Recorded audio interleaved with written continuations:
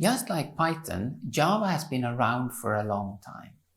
And it's just natural that over time, languages evolve and mature. And in Java's case, one area where we can see this evolution is in file handling. In Java, there are many ways that we can handle files.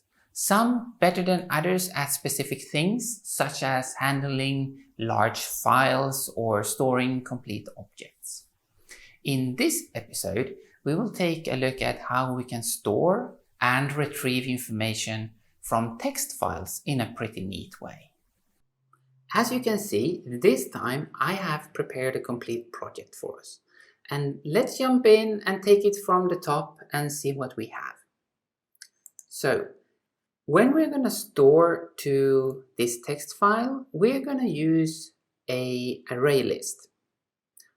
And each element in the array list will be one line in the text file. So in this case here, we have an array list and I add 2 elements to it. This will mean that later when we store this to a text file, the text file will have 2 lines. The first line will say hello and the second line, it's me. Alright, so we have here declared our array list that will be the content of the text file. Next, we need to know where should we store this text file of ours. Well, I'm going to store it in a file called text.txt. You can of course store it wherever you like on your hard drive, but in this case I will store it in the project folder, so it's easy for us to access and look at a little bit later. Next, we have a try catch. That corresponds to a try except in Python, meaning that we can see if any exceptions occur in this code block. If so, we will handle them in the catch down here. And in this case, if something goes wrong in this code block here, the only thing I do is that I print the error message or the exception message.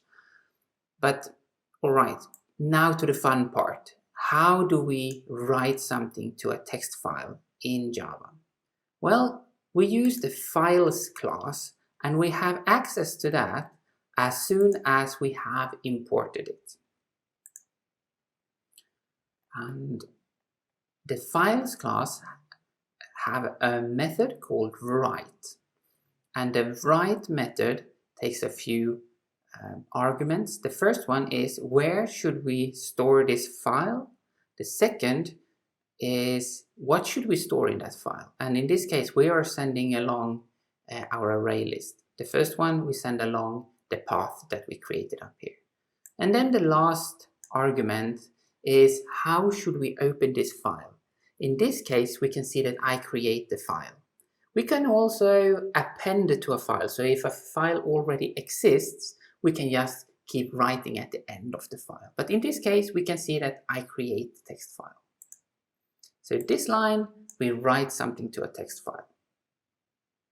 On the next line, we read something back from, in this case, from the same text file. And we can see we use the files class again. It has another method called read all lines. And if we supply our path, the file that we want to read from, what we get back is a list of strings. We store that in red lines. And then the last bit here is just a loop that loops through all the elements in red lines and print them to the screen so we can see what we read back. And each line that we read back from the file gets its own element in this list of strings. So let's run it and see what happens. And we can see, maybe not surprising, it prints hello, it's me. And that is what we read from our text file. We can see it also contains 2 lines here. So this is how you write something to a text file in Java, and this is how you read it back.